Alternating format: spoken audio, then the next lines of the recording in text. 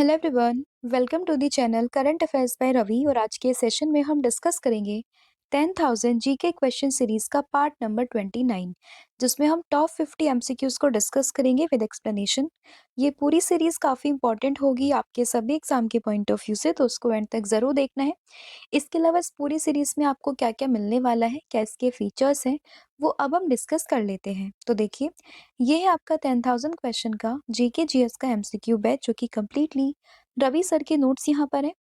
इसमें आपको GK GS का पूरा सिलेबस मिलेगा। कैसे आप जीके जीएस को करंट अफेयर से रिलेट कर सकते हो, वो भी हम यहाँ पर समझेंगे। साथ ही में जितने भी आपके पीवाईक्यूज है उनका भी डिस्कशन होगा। अलॉन्ग विद दैट आपके एग्जाम में 95% से ज़्यादा क्वेश्चंस आपको जीके जीएस के यहीं से देखने के लिए मिल जाएंगे।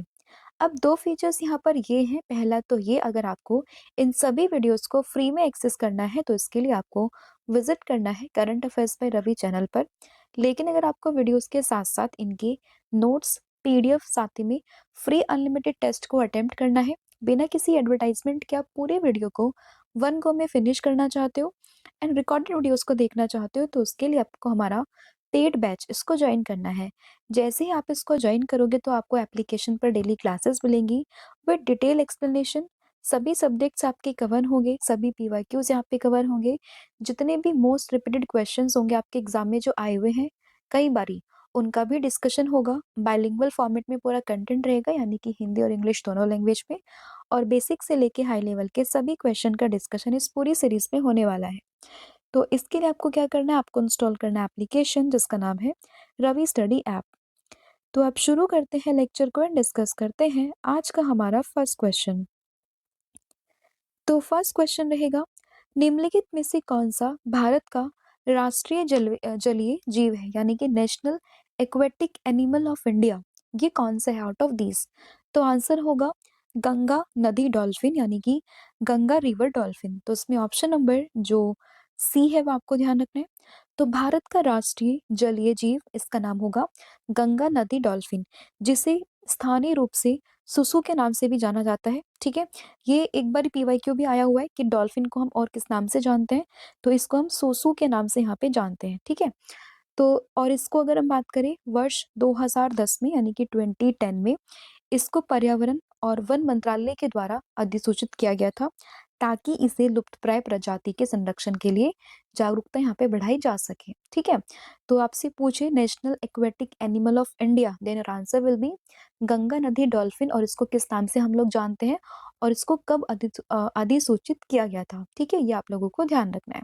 तो आंसर है ऑप्शन नंबर सी। नेक्स्ट आपका क्वेश्चन होगा, निम्नलिखित में से कौन कानून के माध्यम से अंतर जातीय और अंतर धार्मिक, यानी कि इंटरकास्ट और इंटर रिलीजियस मैरिज को बढ़ावा देने के लिए जाना जाता है, यानी कि who among the following was known for promoting intercaste and inter religious marriage through legislation. तो इसमें आंसर होगा ऑप्शन नंबर ए, यानी कि Raja Ram Mohan Roy. Option number A आप लोगों को ध्यान रखना है।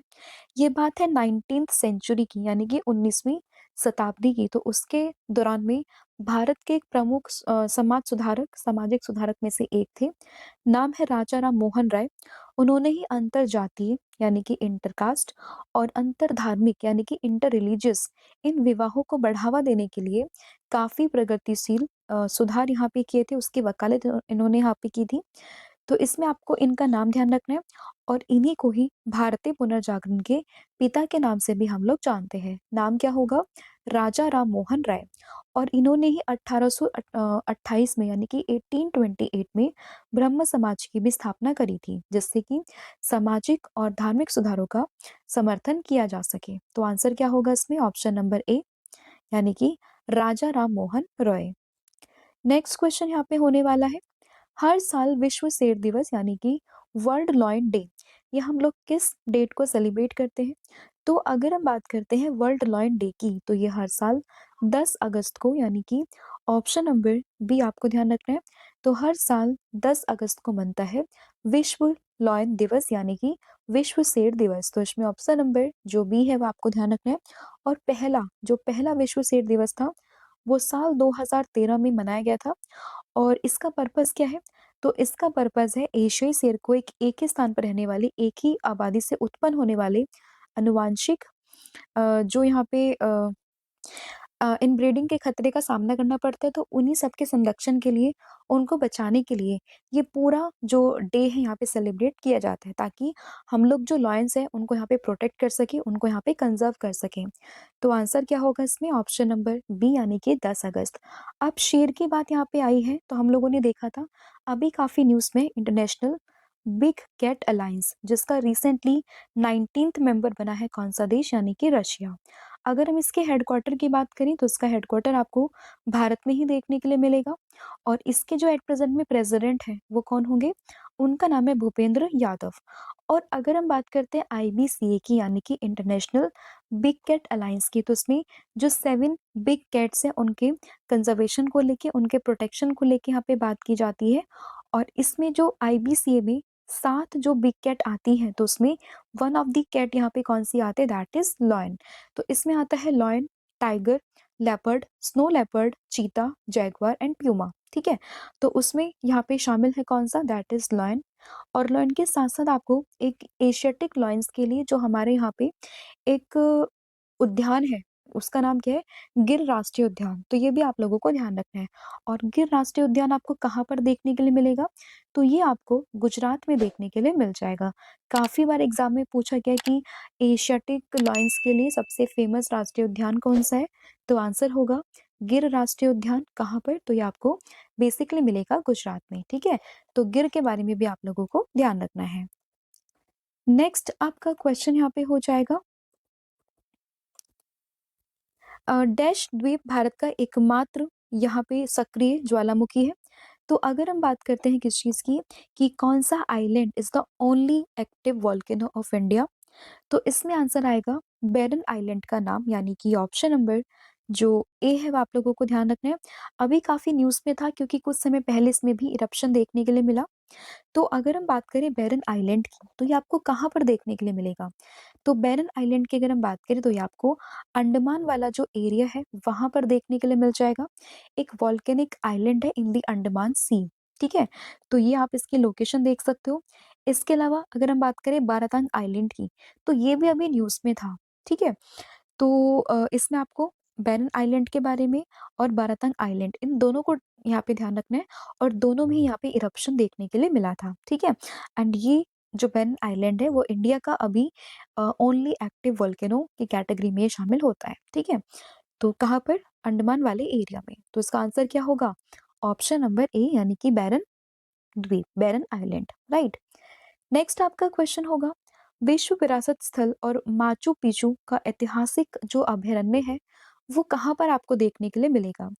तो अगर हम बात करें कि जो एक वर्ल्ड हेरिटेज साइट है by the name of Machu Picchu, तो ये आपको बेसिकली जो इटली सॉरी ये जो पेरू वाला एरिया है वहां पर आपको देखने के लिए मिलेगा। ठीक है, तो बेसिकली ये जो अभयारण्य है, जो ये इम्पोर्टेंट हिस्टोरिक सेंचुरी है, वो आपको पेरू में देखने के लिए मिल जाएगी। पेरू में आपको देखने के लिए मिल जाएगी। तो इसमें ऑप्शन नंबर डी आप लोगों को ध्यान रखना है।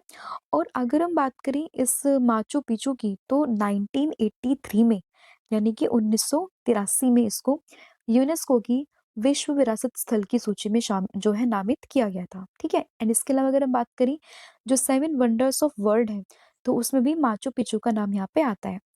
और इसके अलावा बात करें वर्ल्ड हेरिटेज साइट की, यूनेस्को इसको डेजिग्नेट करता है। और एट प्रेजेंट अगर हम बात करें भारत में कुल मिला के 44 हमारे पास यूनेस्को की वर्ल्ड हेरिटेज साइट है इन इंडिया। ठीक है, और अभी इंटेंजिबल सेशन भी चल रहा था यूनेस्को का, जिसमें दीपावली को यहाँ पे शामिल किया गया है। तो वो फैक्ट भी आपको करंट अफेयर से रिलेट करके याद रखना है। राइट। नेक्स्ट आपका क्वेश्चन होगा, भारत में राष्ट्रीय रेल संग्रहालय यानी कि नेशनल रेल म्यूजियम ये कहाँ पर स्थित है? तो अगर हम बात करें राष्ट्रीय रेल संग्रहालय की, राष्ट्रीय जो ये नेशनल रेल म्यूजियम है, तो ये आपको नई दिल्ली के चाणक्यपुरी में देखने के लिए मिल जाएगा। तो डायरेक्टली आपको आंसर ध्यान रखना है, that is in the new Delhi, option number ए। और इसकी स्थापना ये होती है सन 1977 में। ठीक है, तो इसमें ऑप्शन नंबर जो ए है वो आप लोगों को ध्यान रखना है। नेक्स्ट क्वेश्चन यहाँ पे हो जाएगा कि निम्नलिखित में से साबरमती नदी ये किस स्थान से निकलती है? तो साबरमती नदी की अगर हम बात करें तो ये बेसिकली राजस्थान का जो यहाँ पे उदयपुरी जिला है, उसके कोतड़ी तहसील में अरावली पहाड़ियाँ हैं, वहाँ से निकलती है। तो कुल मिला के अगर हम बात करें अरावली हिल्स से राजस्थान में ये जो साबरमती रिवर है, ये वहाँ से निकलती है। ठीक है? तो इसमें ऑप्शन नंबर जो ए है वो आपको ध्यान रखना है। और साबरमती जब भी आता है तो आपको ध्यान रखना है कि जो गुजरात की राजधानी है दैट इज़ गांधीनगर, तो वो भी आपको इसी नदी के किनारे देखने के लिए मिल जाएगी। आंसर क्या है इसका? अरावली पहाड़ियाँ, यानी कि कहाँ पे? राजस्थान में। ठीक है? नेक्स्ट क्वेश्चन यहाँ पे होगा, भारतीय संविधान की 97वें संविधान संशोधन अधिनियम के द्वारा राज्य नीति निर्देशक सिद्धांतों का कौन सा अनुच्छेद यहाँ पे जोड़ा गया था? तो अगर हम बात करते हैं DPSP, directive principle of state policy, भाग नंबर 4 में आपको देखने के लिए मिलेगा।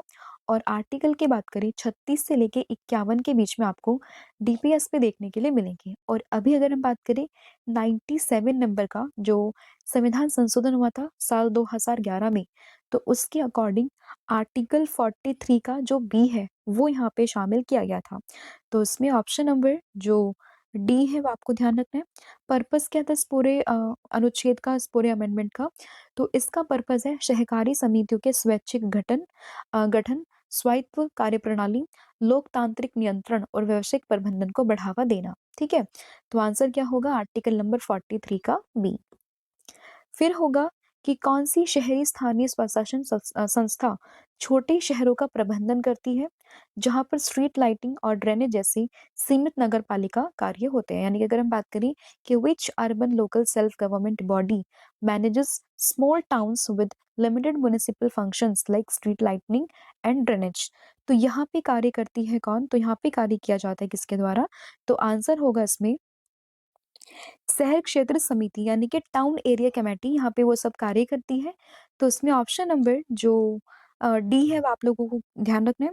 तो शहर क्षेत्र समिति की बात करें तो एक अर्ध नगर पालिका प्राधिकरण है, जो कि सीमित नगर पालिका कार्य जैसे जो छोटे कस्बे होते हैं वहां पर ये प्रशासन के लिए जिम्मेदार होती है। तो इसमें ऑप्शन नंबर जो डी है वो आप लोगों को ध्यान रखना है।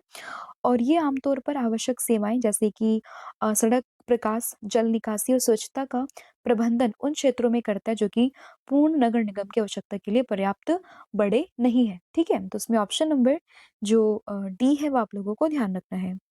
नेक्स्ट क्वेश्चन होगा, निम्नलिखित में से किसने भारतीय और पश्चिमी दोनों तरह की शिक्षा को बढ़ावा देने के लिए कलकत्ता में वेदांत कॉलेज की स्थापना करी थी?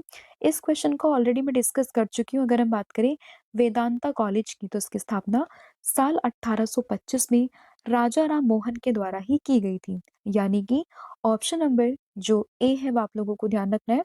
1825 में कलकत्ता में वेदांत कॉलेज की स्थापना बाय राजा राम मोहन रॉय। फिर क्वेश्चन होगा, सर्वोच्च न्यायालय अनुच्छेद 32 के अंतर्गत केवल किस विशिष्ट उद्देश्य के लिए रिट जारी कर सकता है? तो अगर हम बात करें सुप्रीम कोर्ट की, तो supreme court under the article 32, तो ये जो यहाँ पे रिट को इशू करता है वो स्पेसिफिकली अगर हम बात करते हैं फंडामेंटल राइट्स को लेके यहाँ पे रिट यहाँ पे इशू कर सकता है। अगर हम बात करते हैं रिट की, तो कुल मिला के 5 प्रकार की रिट यहाँ पर होती है। अगर हम बात करें सुप्रीम कोर्ट, तो आर्टिकल 32 के अंदर जो है वो रिट को इशू करता है। और वहीं बात करें यहाँ पे हाई कोर्ट की, तो आर्टिकल 226 के अंडर जो है वो रिट को यहाँ पे इशू करता है। ठीक है? और जो जुरिस्डिक्शन है रिट को लेके, तो वो हाई कोर्ट का बड़ा होता है रेदर देन सुप्रीम कोर्ट। और इसमें बात करें सुप्रीम कोर्ट केवल और केवल फंडामेंटल राइट्स को लेकर ही यहाँ पे जो है रिट को इशू कर सकता है। तो इसमें ऑप्शन नंबर जो बी है वो आप लोगों को ध्यान रखना है। ठीक है? नेक्स्ट क्वेश्चन होगा यहाँ पे, दक्षिण भारतीय मंदिर वास्तुकला में जो गर्भगृह के ऊपर निर्मित जो सीढ़ी नुमा या फिर पिरामिड नुमा संरचना होती है, उसका नाम क्या होता है? यानी कि south Indian temple architecture, what is the name of that stepped or pyramidical structure that was built above the sanctum? तो ये इसका नाम होता है दैट इज विमाना, यानी कि इसको हम इंग्लिश में कहते हैं विमान। तो इसमें ऑप्शन नंबर जो सी है वो आप लोगों को ध्यान रखना है। आप यहाँ पर देखोगे कि जो ये यहाँ पे स्टेप टाइप से होता है ना ये चीज, इसी को यहाँ पे विमाना या फिर टावर के नाम से हम इसको जानते हैं। तो इसमें ऑप्शन नंबर जो सी है वो आपको ध्यान रखना है। ठीक है?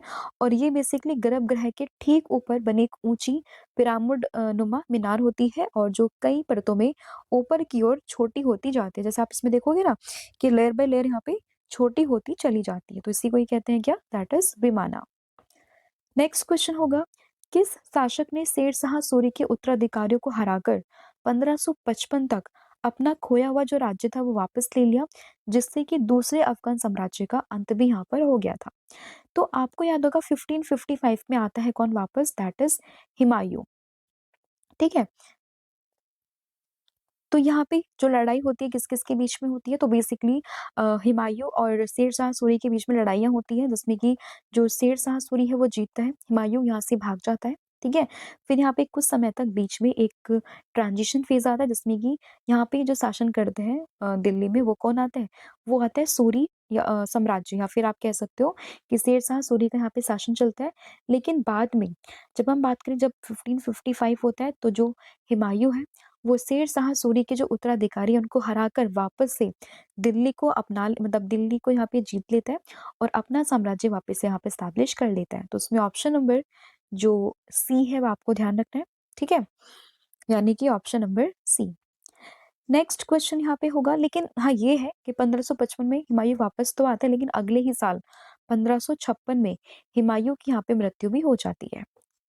नेक्स्ट क्वेश्चन होगा, निम्नलिखित में से कौन सी नदी गंगा की सहायक नदी नहीं है बल्कि सीधे बंगाल की खाड़ी में जाके गिरती है? यानी कि which of the following river is not a tributary of Ganga but flows directly into the bay of Bengal?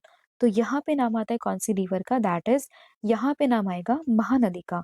तो out of these option answer क्या होगा? महानदी, यानी कि ऑप्शन नंबर बी। तो महानदी की अगर हम बात करें, जो छत्तीसगढ़ है, छत्तीसगढ़ का जो सिहावा पहाड़ी है, वहां से निकलती है और उड़ीसा से होती हुई वहां से होकर बहती है और डायरेक्टली बंगाल की खाड़ी में यानी कि बे ऑफ बंगाल में जाके गिर जाती है। तो उसमें ऑप्शन नंबर जो बी है वो आप लोगों को ध्यान रखना है, यानी कि महानदी। ठीक है? नेक्स्ट यहाँ पे क्वेश्चन होगा, अगर कोई भी भारतीय नागरिक स्वेच्छा से किसी दूसरे देश का नागरिक बन जाता है तो क्या होगा? अगर कोई भी पर्सन अपनी इच्छा के अनुसार यहाँ पे किसी और कंट्री का सिटीजन बन जाता है, तो उस कंडीशन में जो उसकी सिटीजनशिप है वो अपने आप ही यहाँ पे खत्म हो जाती है, यानी कि उनकी जो भारतीय नागरिकता है वो स्वतः ही यहाँ पे समाप्त हो जाती है अगर वो बंदा अपनी इच्छा से किसी और कंट्री का नागरिक बन जाता है, क्योंकि इंडिया में डुअल सिटीजनशिप का कॉन्सेप्ट नहीं है। तो अगर कोई पर्सन बाहर की सिटीजनशिप को ग्रहण कर लेता है, दैट मीन्स तो वो भारत का सिटीजन नहीं रहता है। तो इसमें ऑप्शन नंबर जो डी है वो आप लोगों को ध्यान रखना है। फिर क्वेश्चन होगा, किस रियासत के शासक ने सिख समुदाय और संस्थाओं को संरक्षण दिया था? तो सिख समुदायों को संरक्षण और जो अगर हम बात करें इनको संरक्षण और यहाँ पे संस्थाओं को मतलब इनको देखभाल करी थी, तो वो यहाँ पर करी थी भूपेंद्र सिंह ऑफ पटियाला। तो पटियाला के भूपेंद्र सिंह है, उन्होंने ही यहाँ पे पैटर्नाइज किया था सिख कम्युनिटी को। तो इसमें ऑप्शन नंबर जो डी है वो आप लोगों को ध्यान रखना है, ठीक है?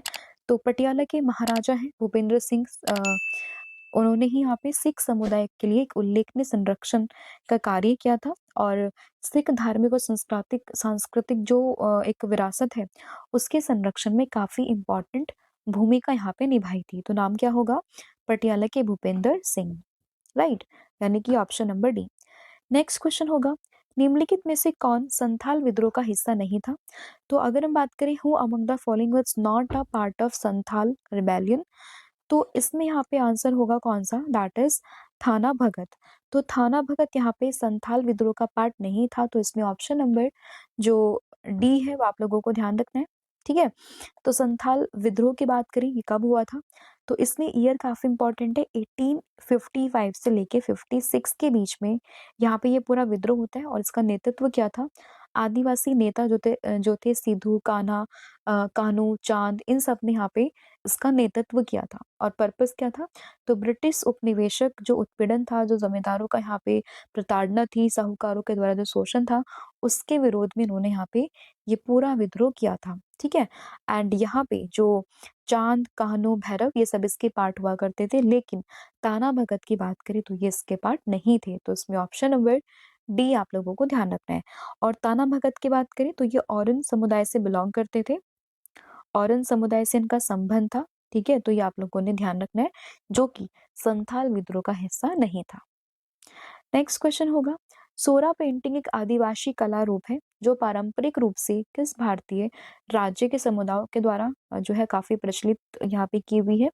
तो अगर हम बात करें सोरा पेंटिंग्स की, तो ये बेसिकली आपको उड़ीसा स्टेट में काफी देखने के लिए मिल जाएगी। वहाँ के जो आदिवासी हैं उन्हीं के द्वारा ये उत्पन्न एक कला है, यानी कि ऑप्शन नंबर जो ए है वो आपको इसमें ध्यान रखना है। ठीक है, नेक्स्ट क्वेश्चन यहाँ पे होगा, फिर क्वेश्चन होगा कि 106वें संशोधन अधिनियम के तहत में महिलाओं के लिए कितने प्रतिशत सीटें यहाँ पे आरक्षित की गई है।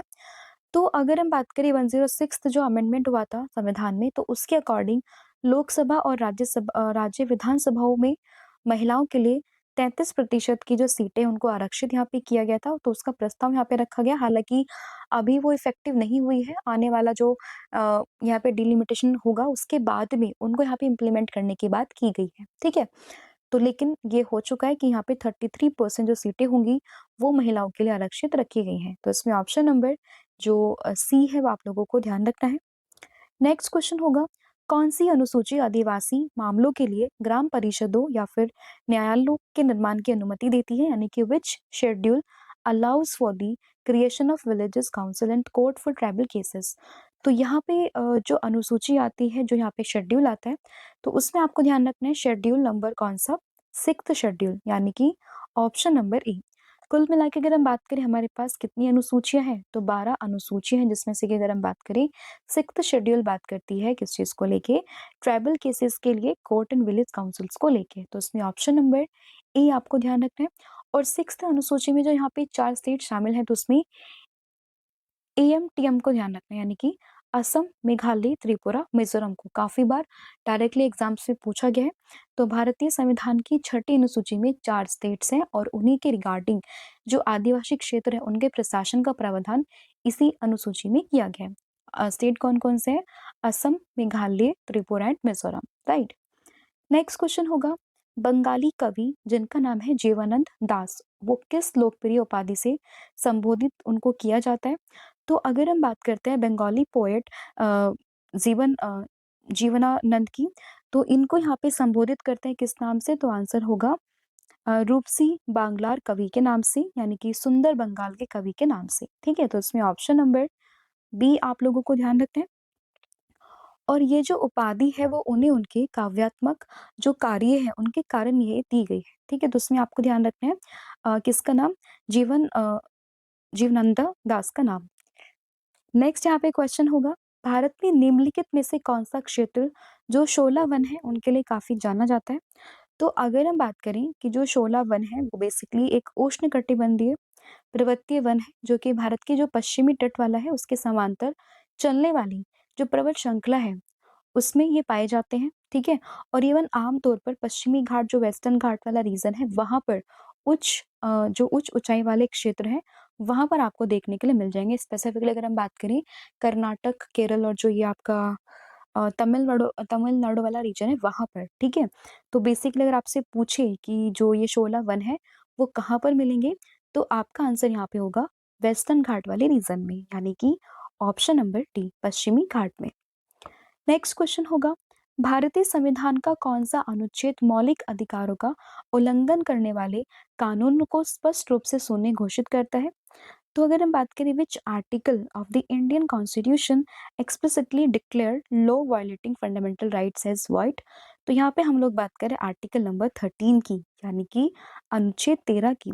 तो अनुच्छेद 13 में क्या चीज लिखी गई है, तो भारतीय संविधान का जो आर्टिकल 13 है वो बात करता है स्पष्ट रूप से कि मौलिक अधिकारों के साथ में असंगत या उनका जो उल्लंघन करने वाला कोई भी कानून यहाँ पे शून्य हो जाएगा अंडर आर्टिकल नंबर 13, जो कि आपका एक फंडामेंटल राइट का ही पार्ट है। ठीक है, तो उसमें ऑप्शन नंबर जो डी है वो आपको ध्यान रखना है।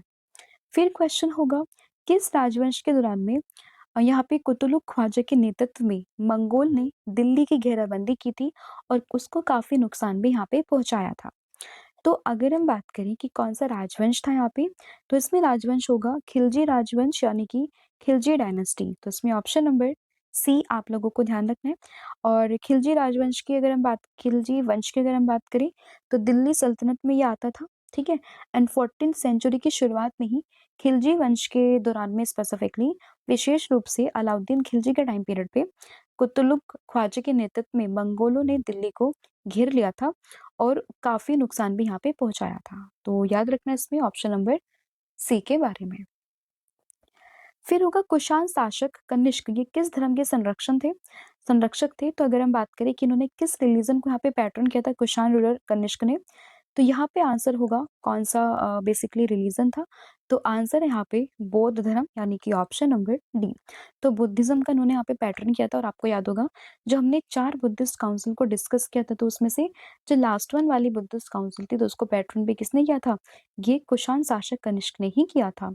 तो इसलिए आपको ध्यान रखना है कौन सा रिलीजन, दैट इज बुद्धिज्म, यानी कि बौद्ध धर्म।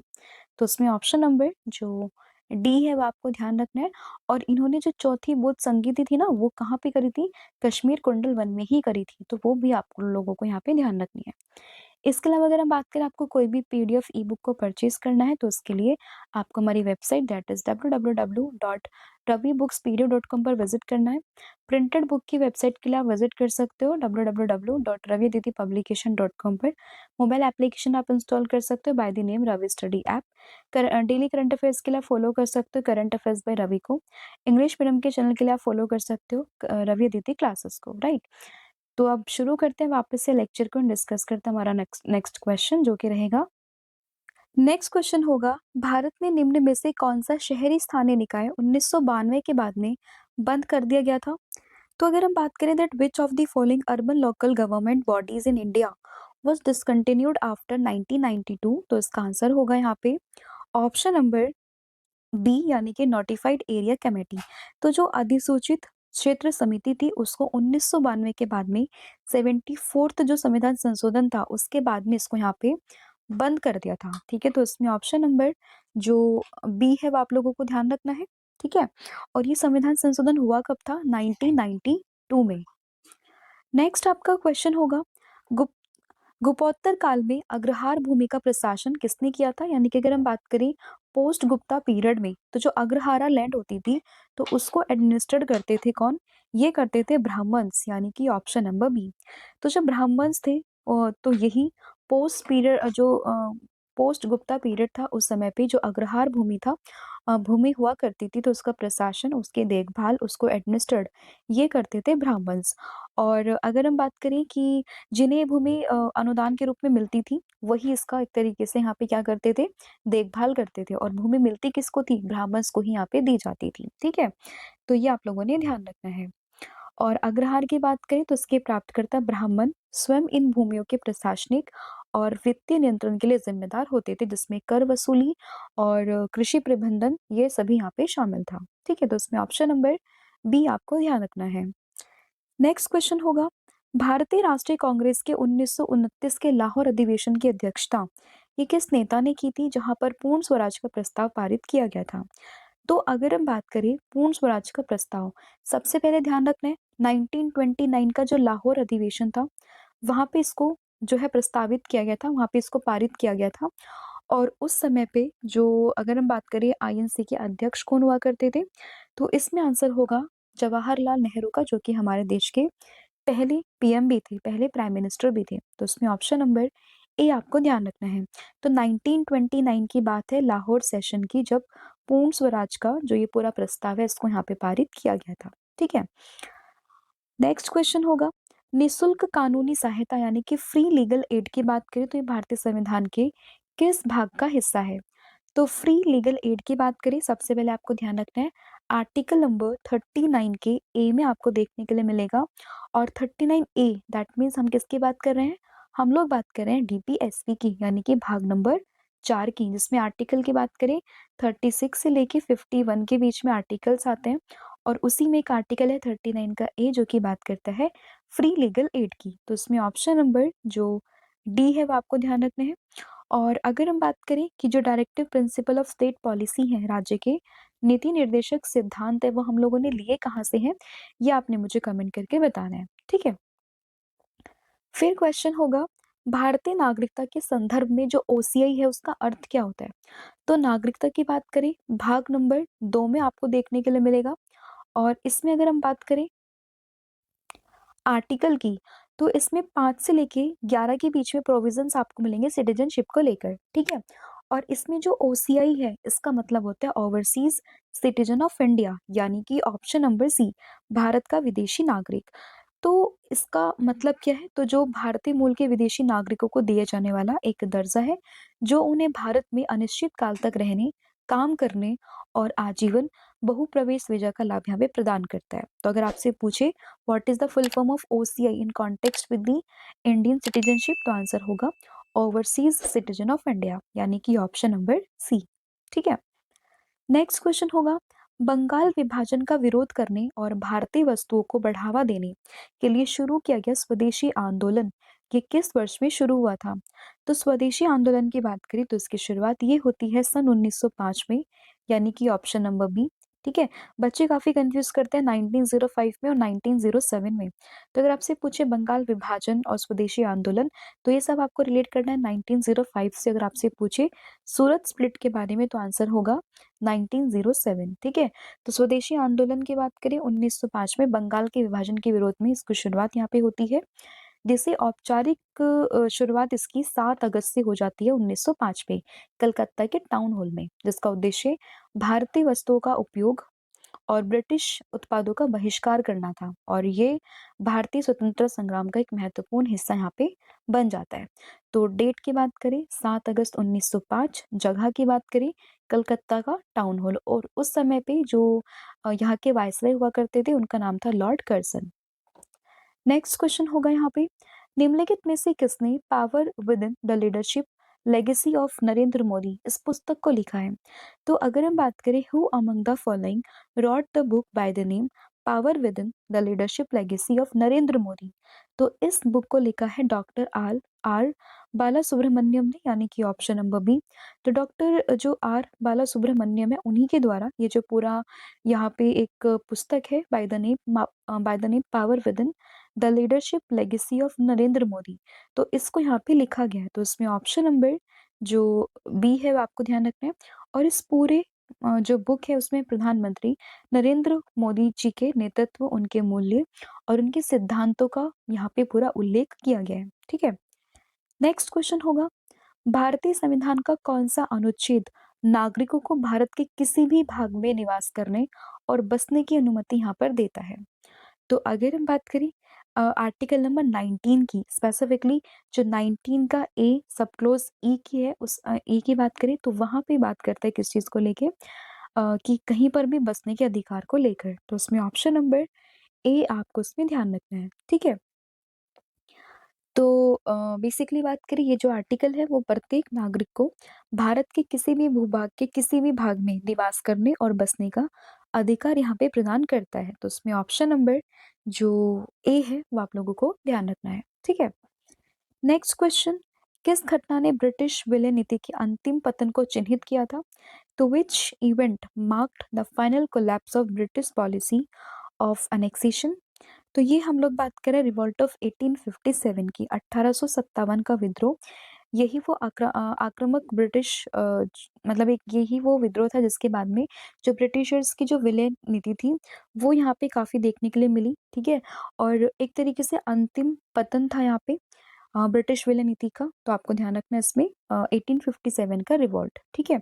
और इसके बाद में 1857 के रिवॉल्ट के बाद में ही जो पूरा शासन था भारत का वो ब्रिटिश क्राउन के हाथ में चला गया था। तो उसने पूरा यहाँ पे जो शासन था वो प्रत्यक्ष रूप से अपने नियंत्रण में ले लिया था। तो ये भी आप लोगों ने ध्यान रखना है, ठीक है?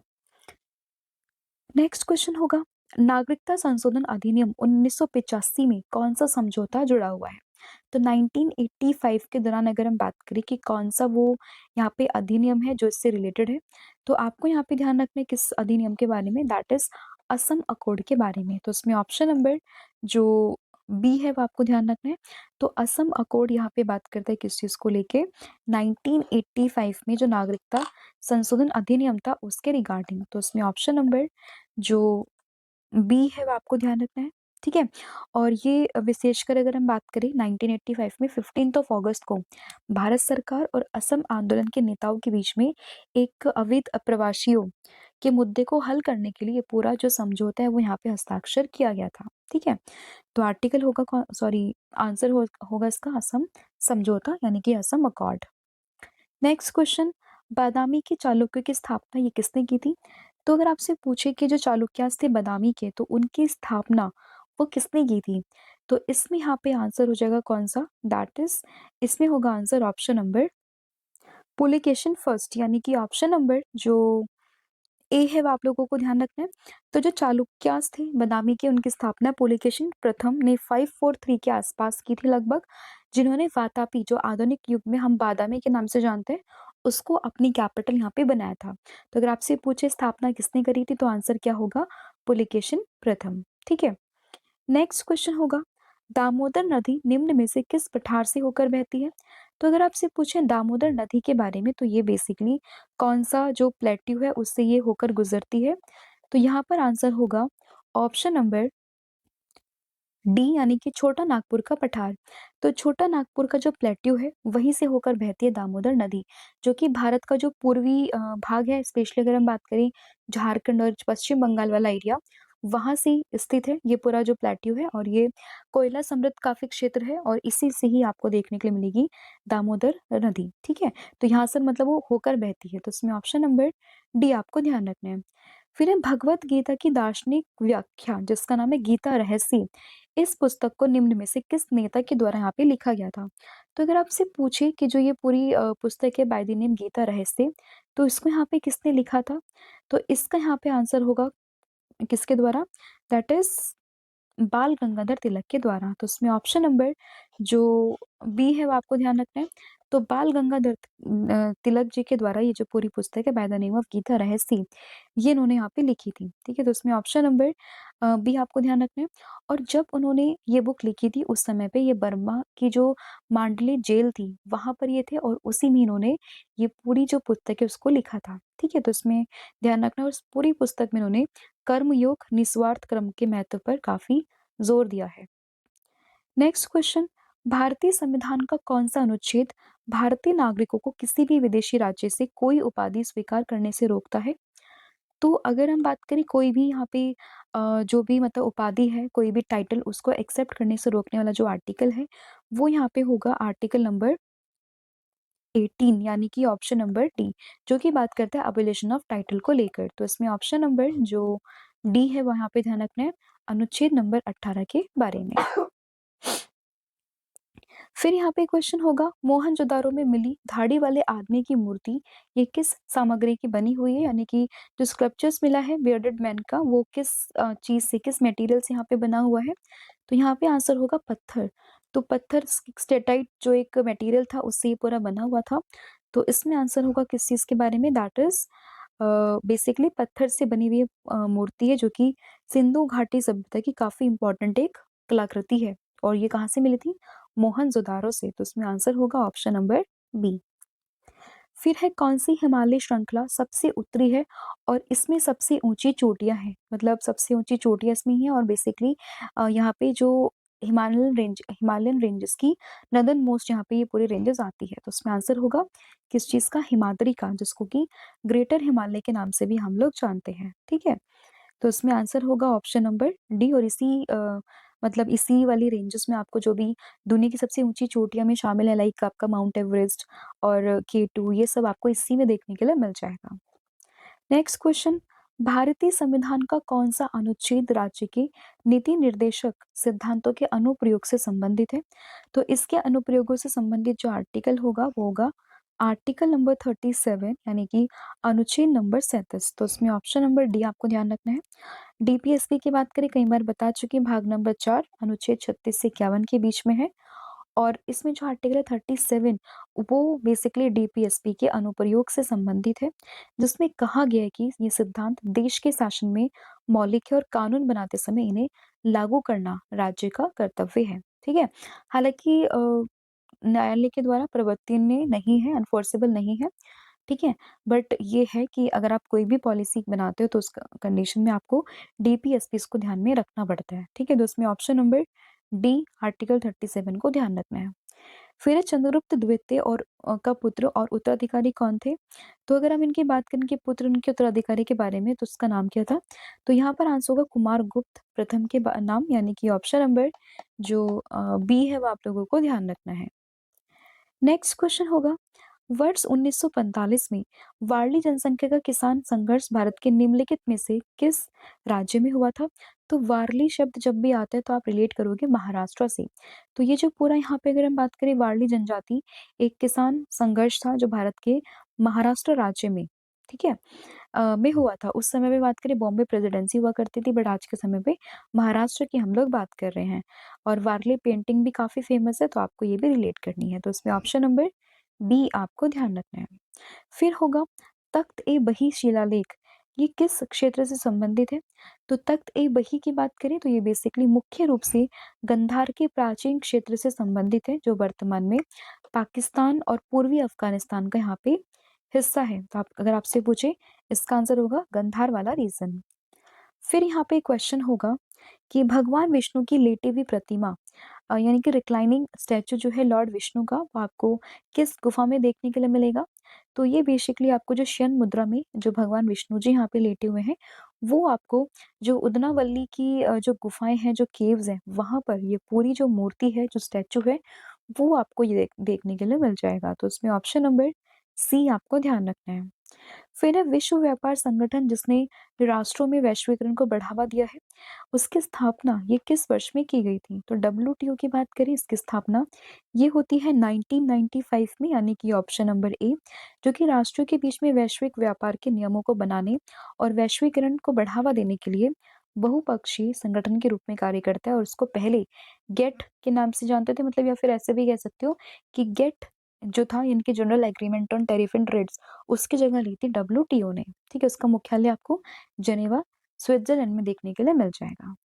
नेक्स्ट क्वेश्चन यहाँ पे होगा कि निम्न में से किस राष्ट्रीय उद्यान को विश्व का एकमात्र तैरता हुआ राष्ट्रीय उद्यान माना जाता है? तो इसमें आंसर होगा किबिल लामजाओ राष्ट्रीय उद्यान, यानी कि ऑप्शन नंबर बी। और ये आपको कहाँ पर देखने के लिए मिलेगा? तो किबिल लामजाओ की बात करें तो ये आपको बेसिकली मणिपुर वाला जो स्टेट है, वहाँ पर ये जो किबिल लामजाओ पूरा पार्क है वो आपको देखने के लिए मिल जाएगा। तो इसमें आंसर होगा ऑप्शन नंबर बी। और ये है कहाँ पर, ये भी आपको ध्यान रखना है। तो ये आपको मणिपुर जो स्टेट है, वहाँ पर आपको ये पूरा जो राष्ट्रीय उद्यान है, जो पार्क है, वो आपको देखने के लिए मिल जाएगा, ठीक है? नेक्स्ट आपका क्वेश्चन यहाँ पे होगा, चंद्रगुप्त मौर्य ने किस धर्म को अपनाया था?